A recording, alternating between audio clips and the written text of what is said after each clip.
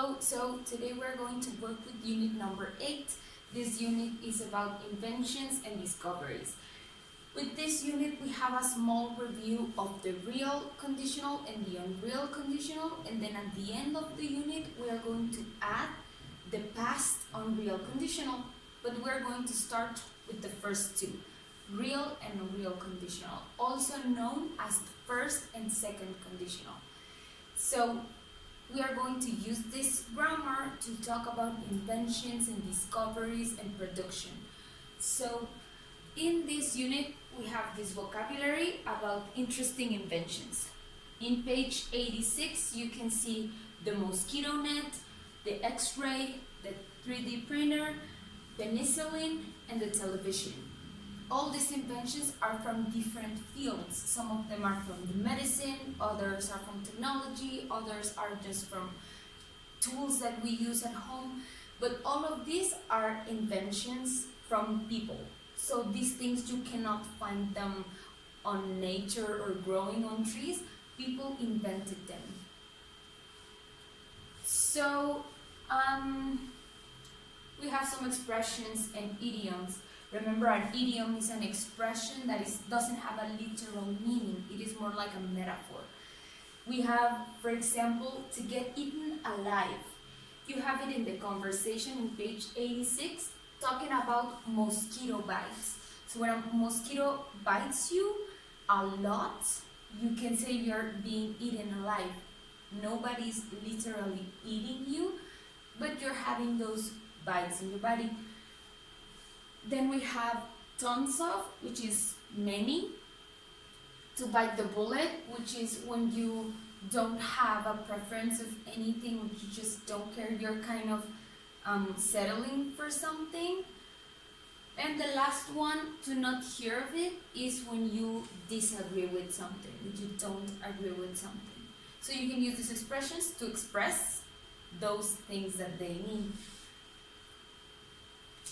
Going straight to the grammar, we have some vocabulary for describing manufactured products. In page 88, you have a lot of words and vocabulary that are describing manufactured products. For example, a high-tech cell phone. High-tech means modern or futuristic. A cutting-edge monitor. Cutting-edge means advanced. Those high-end makeup products, high-end means luxurious or modern or good quality. And a novel invention, a novel is new and original. So as you can see, these adjectives to describe products are very similar. Actually, in the definition of some of them, you can find another one of them. So just take a look at this vocabulary, take a look at the adjectives, because you are going to use this vocabulary in following activities. And let's go straight to the grammar. So the grammar part, as I told you, is real and unreal conditional.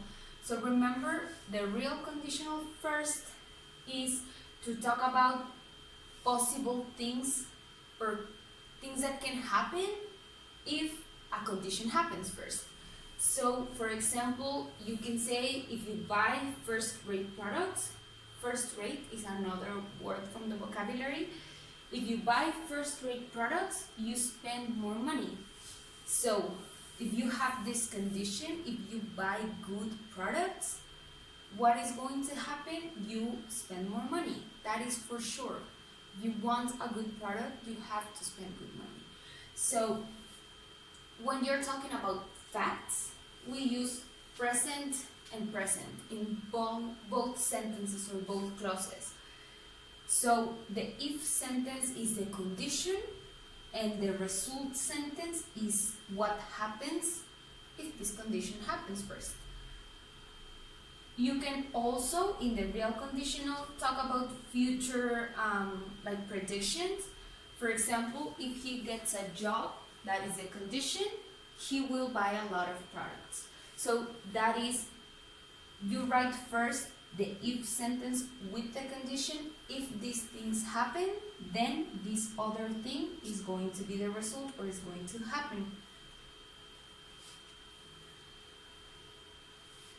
We have some examples here now with the unreal conditional. So first, the real conditional, you use it to talk about real possibilities. If you do something, if you have this condition, the most possible result is going to be this. So the result is normally in future, unless it is a fact. With facts, then it is in present, because that happens all the time. So real conditional is to talk about real future results. Unreal conditional is to talk about unreal possible results, things that could not happen, but you can imagine, or you are talking about imaginary situations. That's why this is unreal conditional. We have the same structure, or a very similar structure, an if sentence and a result sentence. The if sentence has the condition, and the result sentence has what is going to happen if this condition was real. So I have some examples here. If I wanted a high-end phone, I would get an iPhone. So in the imaginary situation, if I wanted a high-end phone, that means I don't want it. I am okay with my phone. But if I wanted a good phone, a high-end phone, then I would get an iPhone. Imaginary situation in the future.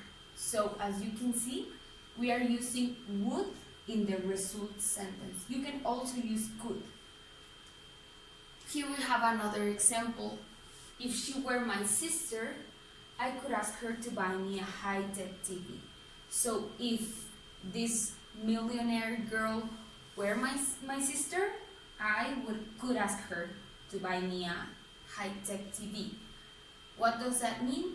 She's not my sister, but in the imaginary situation, I am imagining that she is my sister. When we use the verb to be is in past using were. We normally don't use was, unless it is a very, very informal situation, like in songs or just informal speaking. But the rule is using the verb to be with were. As you can remember from the real conditional sentences, we use present in the if sentence.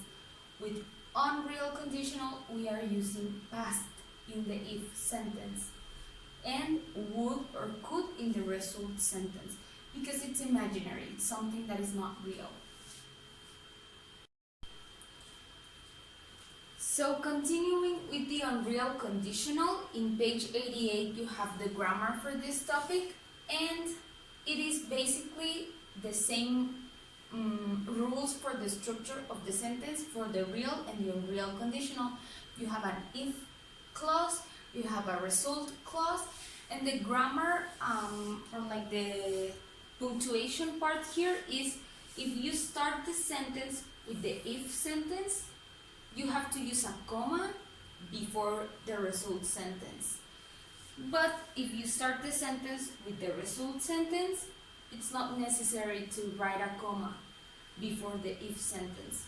So just remember that. Be careful with the uses of the commas. Okay.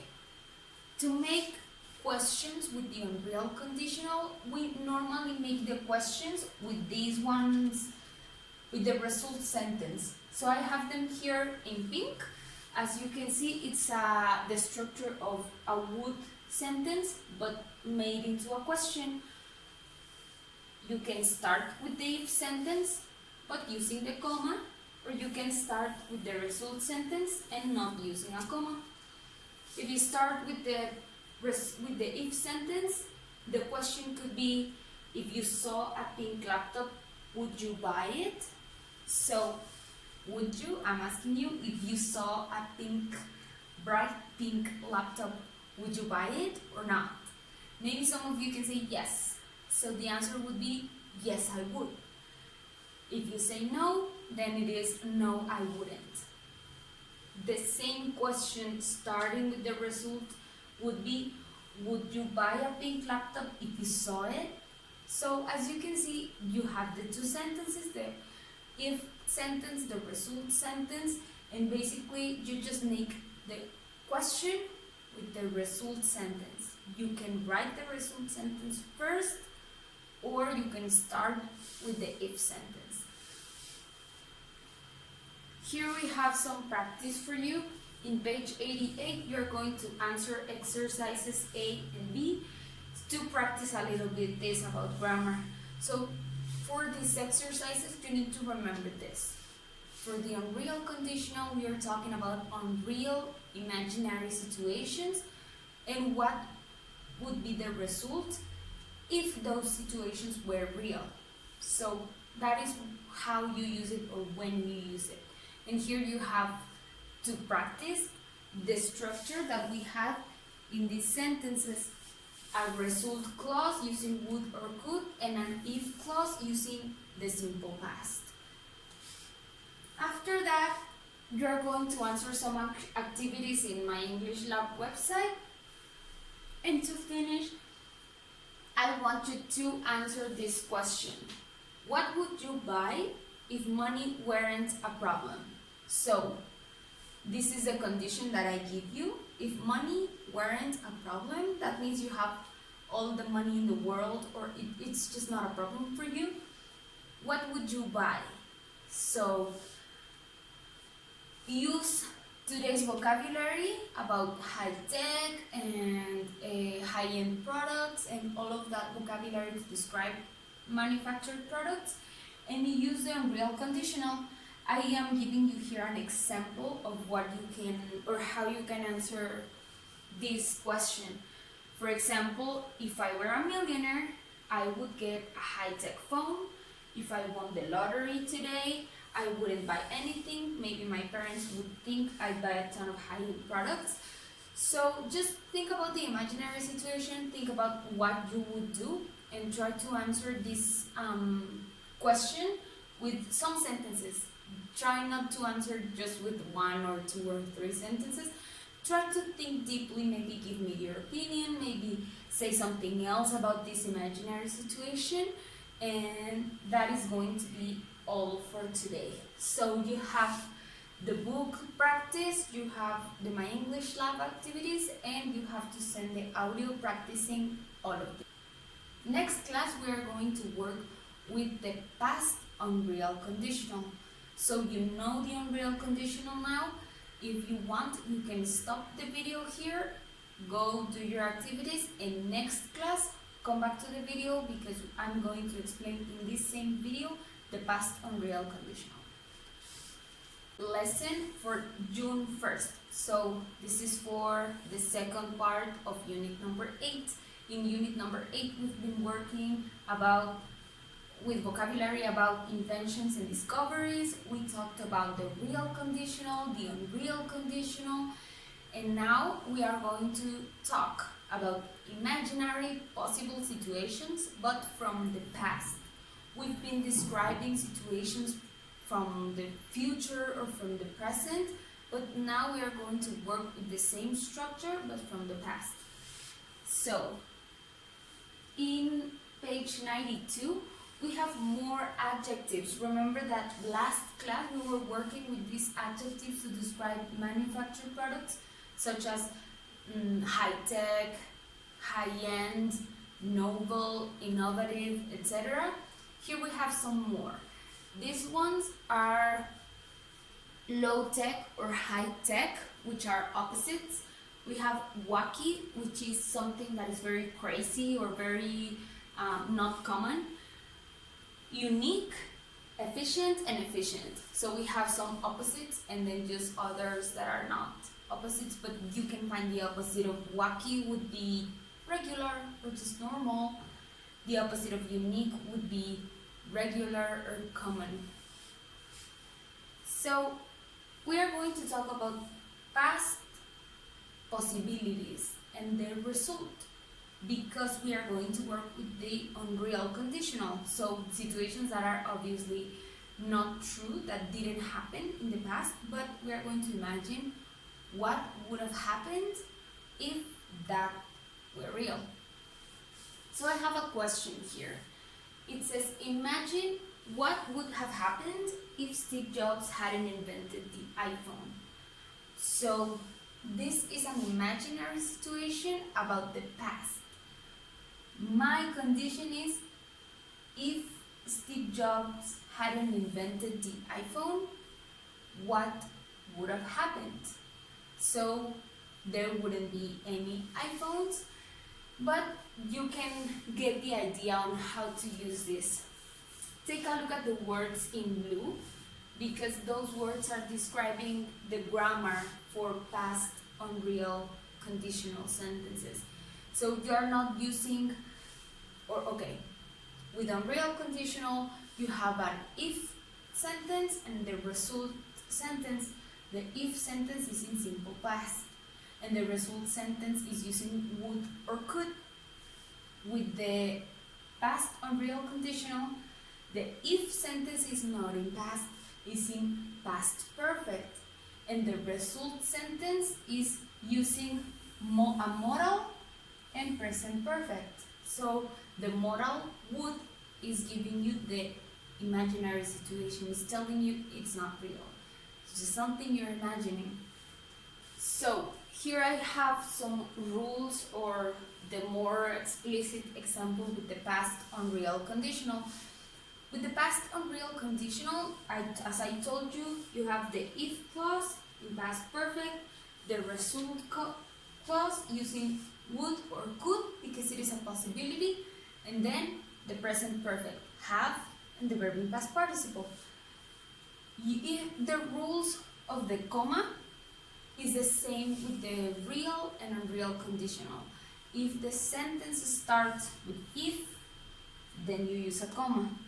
But if you start the sentence with the result clause, it's not necessary to use a comma.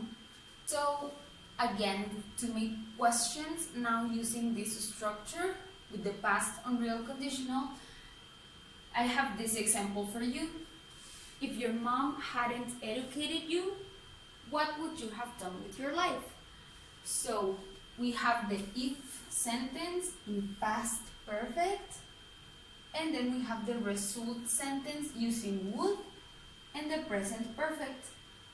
So what would have happened with your life if your mom hadn't educated you? So obviously you are talking to someone whose mom educated. So you are imagining what would have happened if that hadn't happened in the past. So we have the same structure here. If you decide to start the sentence with the result clause, for example, what would you have done with your life if your mom hadn't educated you? Then it's not necessary to use the comma. So hopefully this grammar is clear for you, because now you are going to practice answering the exercise C in page 91, which is 4 small readings from the book, and you're going to send me a picture so I can check it. Also, today you have some activities on my English lab. And to finish, I have another question here for you. If medicine hadn't existed, remember that we are talking about inventions and discoveries. So I have the imaginary situation for you is medicine didn't exist, but it is imaginary because it exists. So if medicine hadn't existed, what would have changed in the world and in our lives? How would our lives be different if medicine hadn't existed? So I want you to answer this writing a paragraph. I want the paragraph to be clear, to have an introduction, a body, and a conclusion. Remember, it is one paragraph, not 3 paragraphs. Not an introduction, a body, and a conclusion. Just all of those parts in one paragraph, okay?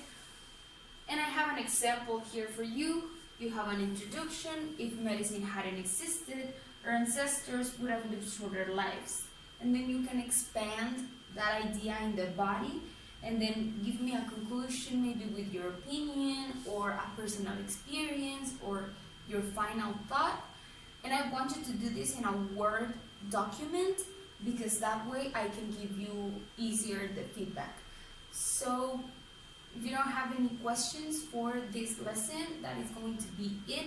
If you have any questions, you can contact me, and that would be all for this lesson. Remember that we have an evaluation next class, so be ready for that. Try to practice a little bit more, and if you have any questions, you can always ask me.